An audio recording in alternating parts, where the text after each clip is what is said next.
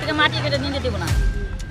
এই স্তরে মনে করেন আমাদের এলাকার 300 করলো তো, আমরা সবাই গরিব মানুষ, সবাই খাইতে খাওয়া মানুষ, আমাদের কিন্তু কারো ভিতরে জমি জায়গা নাই।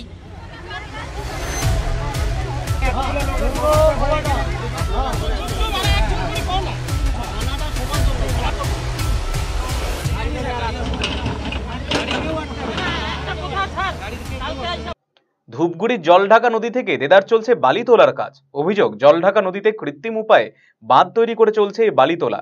জেসিবি আর্থ মুভার মেশিন দিয়ে বালি তোলায় নদীর মাঝে তৈরি হচ্ছে বড় বড় গর্ত, আর তার জেরেই আতঙ্কিত হয়ে পড়ছে নদী পার্শ্ববর্তী এলাকার বাসিন্দারা। জলঢাকা নদীর পার্শ্ববর্তী কুরসামারি এবং বেদগাড়া এলাকার গ্রামবাসী আন্দোলনে সামিল হয়েছেন এরই পরিপ্রেক্ষিতে। প্রশ্ন উঠছে, কি করে গ্রিন ট্রাইব্যুনালের নির্দেশকে অমান্য করে নদীতে জেসিবি আর্থ মুভার মেশিন নামিয়ে বালি তোলা হচ্ছে, তাও আবার পুলিশ প্রশাসনের চোখের সামনে।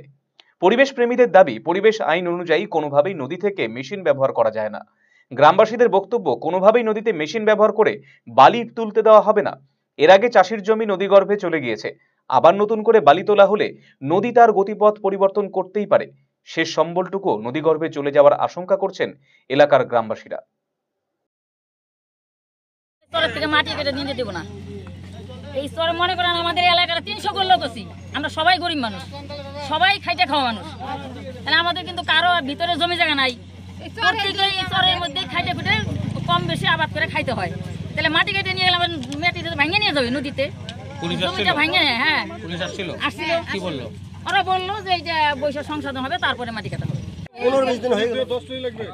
প্রথম দিন এসে না করলাম, গাড়িটা নিয়ে চলে গেল। ঠিক আছে, আমরা একটু বসাবসি করে তারপরে। এটা কোন এলাকা থেকে তুলছিল? এই জায়গাটার নাম জলঢাকা কোন এলাকা? এটা কোন গ্রাম? চরচরা ভান্ডার। তারপর যখন বাধা দিলেন কি বললো পুলিশ? পুলিশ আসেন, ওরাই আসে, তারপরে চলে গেল। তার মোটামুটি 2 দিন পরে আবার চলে আসে, আবার এসে ওই দিক দিয়ে রাস্তা বানাই মাটি ওখান দিয়ে। আমরা বললাম যে এইভাবে তো মাটি কাটপার দেওয়া যাবে না, তারপরে সবাইকে জমিওয়ালাদেরকে ডাকলাম। মাটিটা তুলছিল কোথা থেকে? জলঢাকা নদীর থেকে। নদীর থেকে? কি দিয়ে তুলছিল? জেসিবি দিয়ে। চেনালা গাড়ি বুঝেন তো, চেনালা গাড়ি, আমরা ওগুলো বুঝি না। আর হলাম যে নিয়ে আসছে। আজকে কি বললো পুলিশ?